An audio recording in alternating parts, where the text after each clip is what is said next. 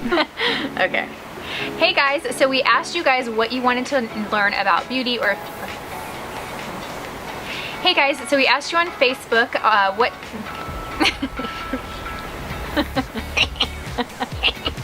I'm just kidding. So we asked and you answered, or you asked and we answered. You answered. We answered. Okay. Okay, for real though this time. For real. For real, for real. For real. Hey guys, you asked, we answered. Whoop, whoop, whoop. We asked you guys on Facebook what questions you had as far as beauty or fitness goes. You wanted to know, so here we are. Pouring our hearts out. JK. Let's start over. So, let's start this thing. Okay. Okay. Hey guys, so we asked you on Facebook what questions you had for us about beauty and or fitness related questions. You asked, we listened. Okay, let's do that again. Okay. Hey guys, so we asked you guys on Facebook this week what questions you had for us as it relates to beauty or fitness. So we're just going to read the questions straight off our Facebook feed and answer. She's so cute. Alrighty, let's go ahead and get started with the first question. A good beginner weight training workout for someone who is trying to get back in shape after being out of the gym in a couple years. I always say start off slow, even not in terms of the weight training, but start off slow getting back into the gym so that you don't get burnt out. So if in the past when you were going to the gym consistently and you were going like 5 or 6 days a week, start off with going 2 to 3 days a week.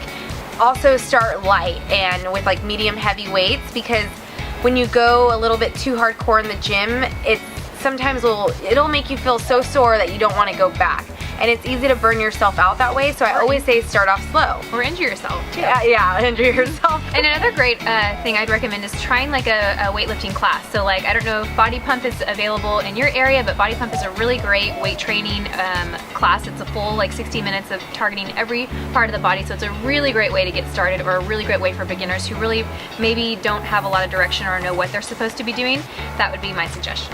That was the first class that I ever took whenever I joined Gold's Gym when I was 16, I think. Oh wow. And so Body Pump has always had a special place in my heart. Alrighty, a makeup tutorial for women who are a little bit clueless about makeup like myself, LOL. What are the basic must-haves?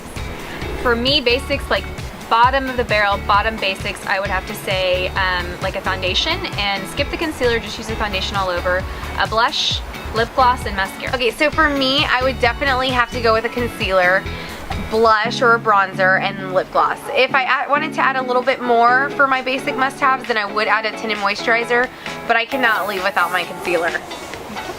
So the next one, what's the best red hue for yellow undertones, and how do you know if you have yellow or not to begin with? Okay, so I'll take this question.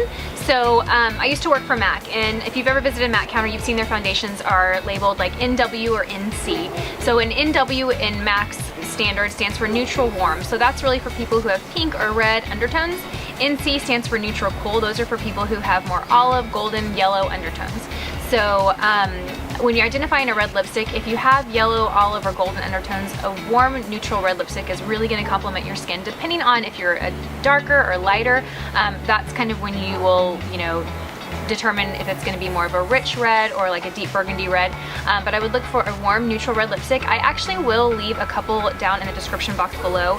Have some good recommendations for you, but reds are tricky. I mean, sometimes it just takes going to the makeup counter, pulling someone aside to help you, and just play, because they always change different colors on different people. I would agree with that, absolutely. So the next one is, what's the best concealer for dark circles? And if you ladies know of a product that could work on men with dark circles, that's not concealer. Okay. Do you want that? So for the best concealer that's worked for me is using something with an orange undertone before you apply your concealer. I feel like that'll really help with dark circles no matter what concealer you wear. But a couple of my favorites in general for dark circles, because I do have them, is the MAC Pro Longwear, the Dark Circle Eraser from Maybelline, and Smashbox HD. Cool. Bobbi Brown has great color correctors. So Chelsea was talking about using a peach corrector before you apply your concealer. What that does is it really cancels out the darkness that you have under the eye. So that's probably my favorite color corrector is by Bobbi Brown. I'm gonna try that then. I'd like to try that. I love it. Alrighty, next question. Easy and fast ideas for eyeshadow and exercises. Oh, and exercises for your butt that you can do at home. LOL. I'll take the eyeshadow, you take the extra. Okay, cool. Okay, so for easy, quick eyeshadow, is that the question? Yes. Okay. Keep it simple and minimal. Use the same shade for all over your lid and up to your brow. So that'll be like a skin tone color, really. So if you want a little bit of shimmer to dress it up, great. If you want to stick with matte, great. But just look for a shade that's close to your skin tone. And then just pop a transition color in there. So what a transition color is it's going to be a matte shade that's several shades darker than your skin tone. And all that's going to do is give more definition in the crease, give a more polished overall look. For butt exercises, my personal favorites just for the actual glute area is bridges. Those are awesome, but if you want overall glute and leg workout, like squats and lunges are always, those are just like classic butt workouts. Yeah. How can you cover up the bags under the eyes? So I think this kind of goes along with the question we just answered about dark circles, but when I think of bags, I think of something different than dark circles. So the dark circles is more like discoloration. So the skin tone is darker under the eye than the rest of the face. Bags, I think of puffiness under the eyes. Unfortunately, that's a little harder to fix with makeup. You really need to look for an eye cream that has like depuffing benefits to it. I use the Rodan & Fields Multifunction Eye Cream. That's a really great one. If you're looking for instant depuffiness, MAC Fast Response Eye Cream is great because it has caffeine in it. So if you think about what caffeine does for our bodies, it wakes us up. It does the same thing for the skin. So there's tons of different products out there, but look for one that clearly states it's going to help with puffiness. That's going to be a better bet for you than covering it with concealer. Yeah, absolutely. Next. What makeup look do you think women should embrace more, and what do you think they should chill out on? For example, I'm so over the overdrawn lips. For real. For real. Okay, so I'm kind of passionate about this one. So as far as the makeup look everyone should embrace, honestly, this is how I truly feel. I feel like embrace what you feel great in, what you feel beautiful in. Whether you are a very minimalistic girl or you like a lot of makeup, I just feel like find something that makes you feel good about yourself and that gives you confidence.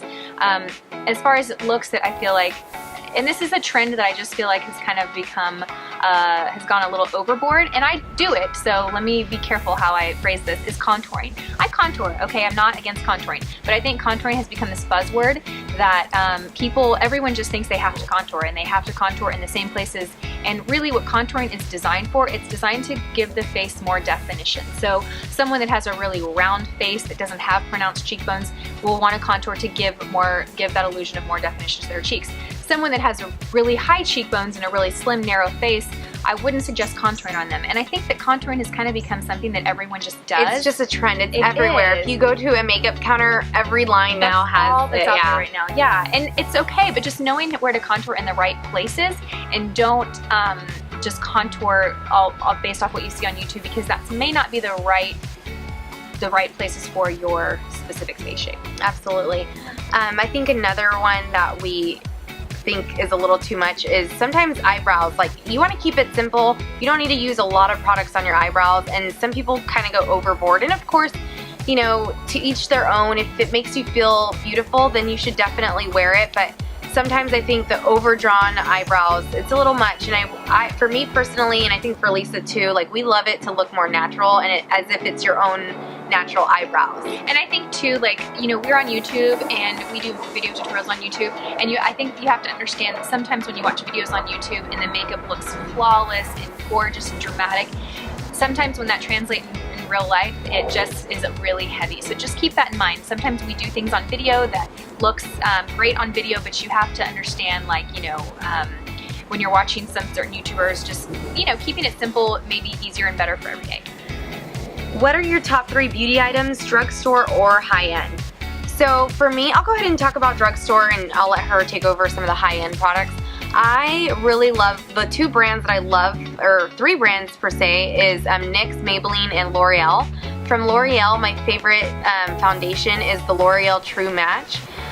Well, actually, now I have kind of a new favorite. It's the new L'Oreal Infallible, but between those 2, amazing foundations. The concealers that I love the Maybelline Fit Me Concealer, and I love the Maybelline Dark Circle Eraser. And then I love the NYX gel eyeliner. So, and really the L'Oreal and the Maybelline are just as great as well, but all three of those products and brands are just amazing. I'm gonna throw one into hers because I can't resist myself. Real Techniques face brushes, like their blush and their powder They do have really good brushes. Awesome, and they're like $8, so that's a really great drugstore brand. Okay, so I'm gonna take high end, and this is really, really hard for me to pick just three, like really hard for me to pick just three. But I think if I have to just like nail down three that are just awesome, I would have to say MAC Studio Fix Fluid. I love that foundation. Even though I haven't worn it recently, it's a foundation that I will always have stocked in on my vanity. I will always purchase Classic. that. It's just great. Full coverage. It has long wearability. It has a nice natural matte finish. It's my favorite. Okay, moving right along. So the next is going to be, this is a newer product to me, and this is quite a splurge. It's the Chanel Soleil de Bronzer Chanel, I think it is. It's in, you've seen me talk about it before probably, but it's a cream bronzer and it's so beautiful. I like to just apply it with a stippling brush and it's just beautiful. And then the last product I'd have to say that I just love, and it's it would be the Balm eyeshadows, the Balm Cosmetics. Their eyeshadow palettes are amazing. My favorite is the Nude Tude palette. I think that's a very beautiful wearable palette for all skin tones. Just overall, all of their shadow palettes I am a fan of, and I'm a fan of the consistency and the payoff and the blendability. So those would be my three. Yeah, I love the Balm.